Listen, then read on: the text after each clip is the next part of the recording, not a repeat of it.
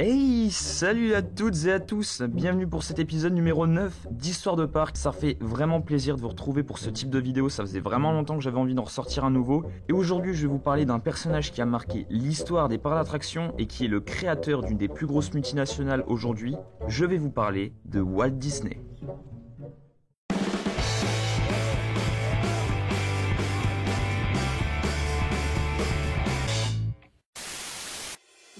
De son nom complet, Walter Elias Disney. Pour cette vidéo, je vais appeler Walter, comme ça va aller beaucoup plus vite à dire. Donc Walter est né le samedi 5 décembre 1901. Il a grandi dans une famille de 5 enfants. Il est né à Chicago avant que ses parents décident de quitter la ville en raison du banditisme qui envahit la ville. Notamment à l'époque avec Al Capone, pour ceux qui connaissent pas. C'était un des plus grands bandits qui existait à l'époque à Chicago. Ses parents décident donc de s'installer à la campagne, dans le Missouri, dans la petite ville de Marceline. Et cette ferme dans laquelle il a vécu durant cette période, c'est sûrement une des meilleures périodes de la vie de Walter.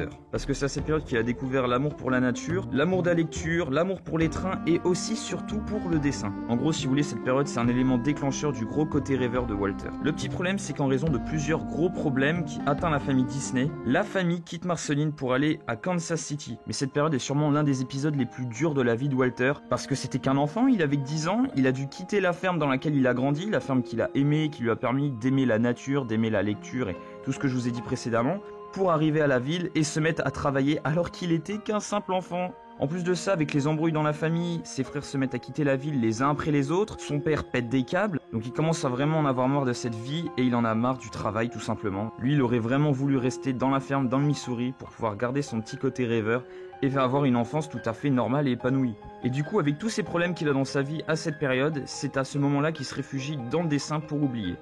Et je pense que cette période finalement était bénéfique puisqu'au final, du coup Walter est devenu un excellent dessinateur par la suite. Mais bon, on n'en est pas là.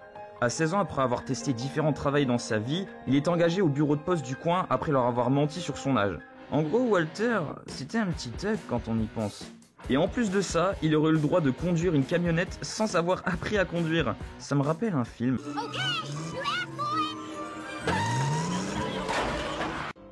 Après ça, avec le salaire qu'il a eu à la poste, il a pu s'offrir une caméra. Ça aussi, ça l'a beaucoup aidé pour le futur parce qu'il a quand même fait des films. Et du coup, sans ce salaire à la poste, Disney comme on le connaît n'aurait peut-être jamais existé. Mais bref, ça vient une fois de plus encore après.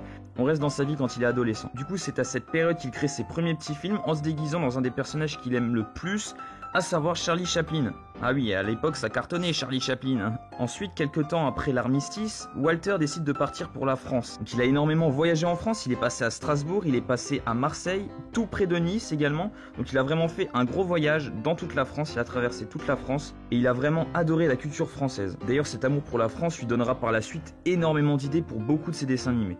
Une fois de retour aux États-Unis, Walter utilise le dessin pour enfin en faire son métier. Il fait notamment des dessins publicitaires pour des entreprises ou également des petits courts-métrages par-ci par-là.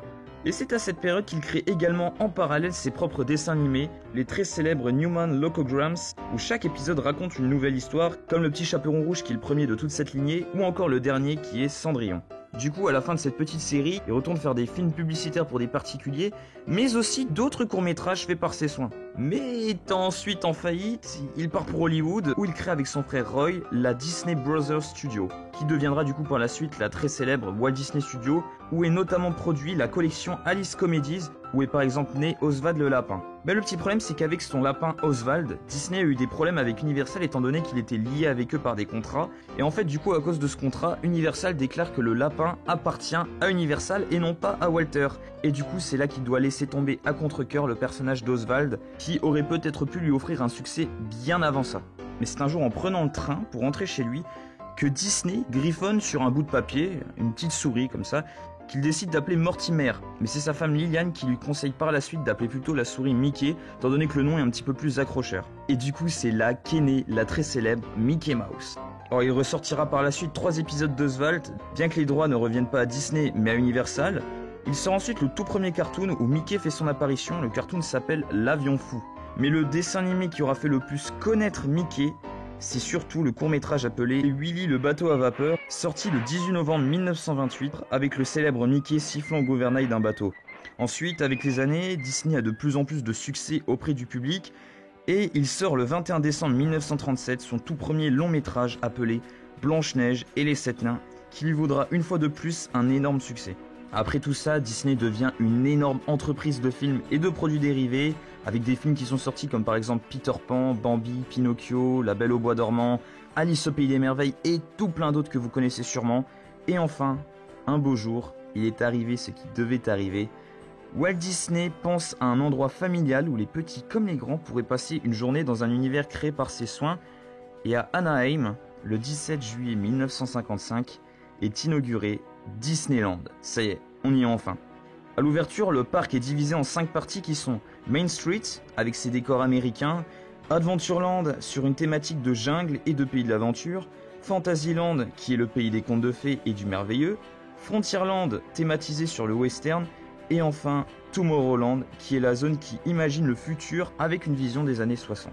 10 ans après l'ouverture du parc, la zone New Orleans Square, qui existe seulement en Californie, est ouverte et dévoile 2 chefs-d'œuvre de Disney, qui sont bien sûr Pirates of the Caribbean et Haunted Mansion, qui d'ailleurs plus tard deviendront des films. Mais malheureusement, le 15 décembre 1966, le grand Walter Elias Disney s'éteint. À sa mort, pour lui rendre hommage, son frère Roy inaugure le 1er octobre 1971 Walt Disney World en Floride, quelques semaines d'ailleurs avant le décès de Roy. Aujourd'hui, Disney est une des plus grosses multinationales qui existent. Aujourd'hui, on compte 12 parcs Disney répartis dans 6 lieux de 4 pays différents. C'est quand même énorme.